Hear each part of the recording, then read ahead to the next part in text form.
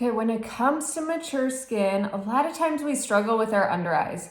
Either we're suffering from a lot of discoloration, meaning because our skin is so thin and delicate underneath our eyes, we start to see some of those capillaries, blood flow, things like that underneath our eyes. So a lot of times it's discoloration. Sometimes it's bags under our eyes. So when I say a bag, I actually mean like puffiness or some type of area underneath our eye that pops out, okay? So I think a lot of times we kind of categorize discoloration and bags the same, but they're actually two totally different things. So discoloration is one thing, but the actual bags or puffiness can be another. And the last one is texture, whether it's fine lines and wrinkles around the area. Maybe our skin is just not as hydrated as we want, so texture starts to appear a lot more.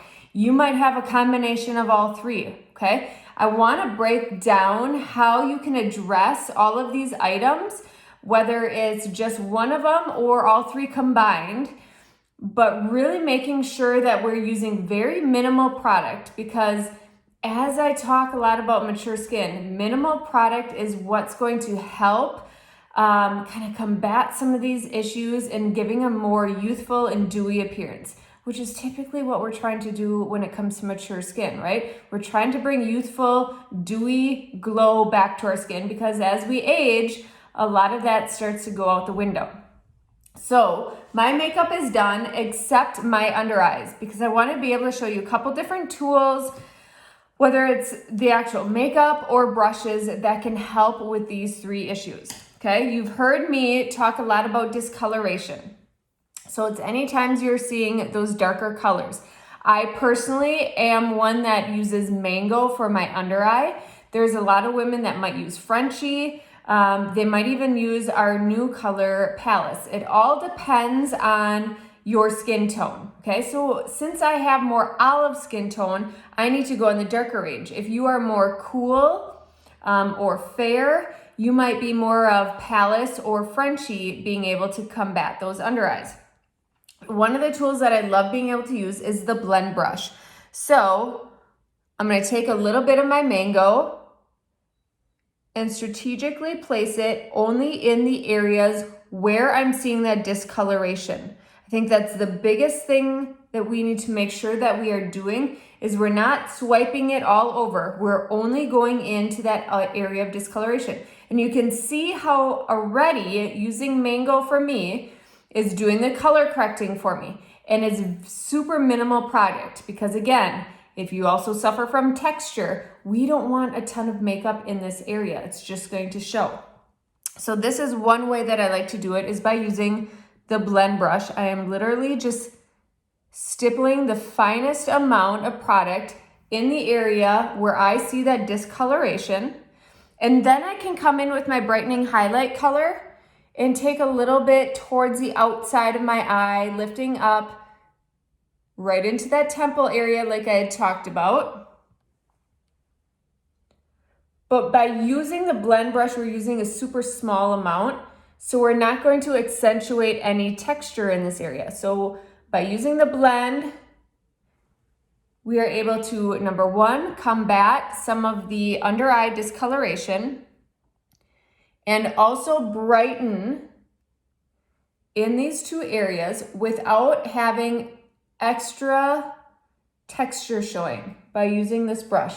Because it's a very light, it's movable, it's pliable, so it's going to get into those areas if you have any texture or fine lines, okay? So we just kind of combated 2 for 1 by using a little bit of my color corrector in those areas of darkness, using the blend brush, but then also coming in with my brightening highlight color and only taking it towards that outer corner and that inner corner to add a little bit of pop.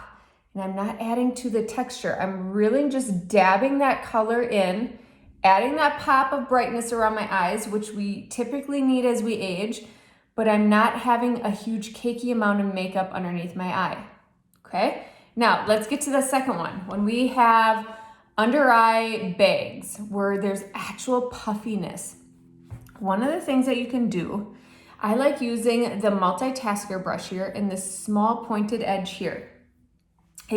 I can show this a little bit because I have these little ones, especially as I smile. So you might see me smiling kind of goofy, but that's where I usually have my bags. Some women have a little bit lower, okay, where it's actual puffiness in here. But what you're gonna do is wherever that puffiness ends, so for example, like right here is where my puffiness kind of ends, it starts to create that shadow, okay? So what we're gonna do is we're gonna take our multitasker brush, we're gonna come into our brightening highlight color.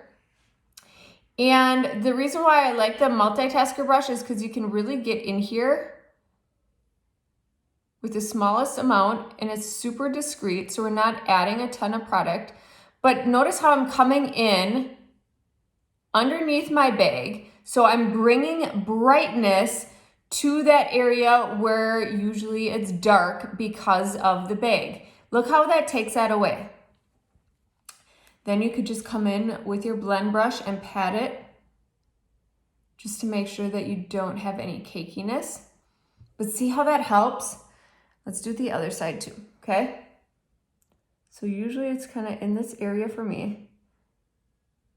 Some days it's a little more, some days it's a little less. I think we all know that, okay? But wherever that puffiness is, wherever that bag is, that's where we're coming in with a little brightness. That's how we want to just bring some brightness, get away from some of that shadows, and just make it pop a little bit more. So there you have it. Those are kind of the three main areas that I see with maturing skin, is that discoloration, those under eye like puffy bags, and then also texture. So these two tools are really gonna help you along with your brightening highlight color and possibly a color corrector to take care of all of them, but yet not having a cakey, like just thick makeup application underneath our eye, okay? Any questions, let me know. I hope this was super helpful.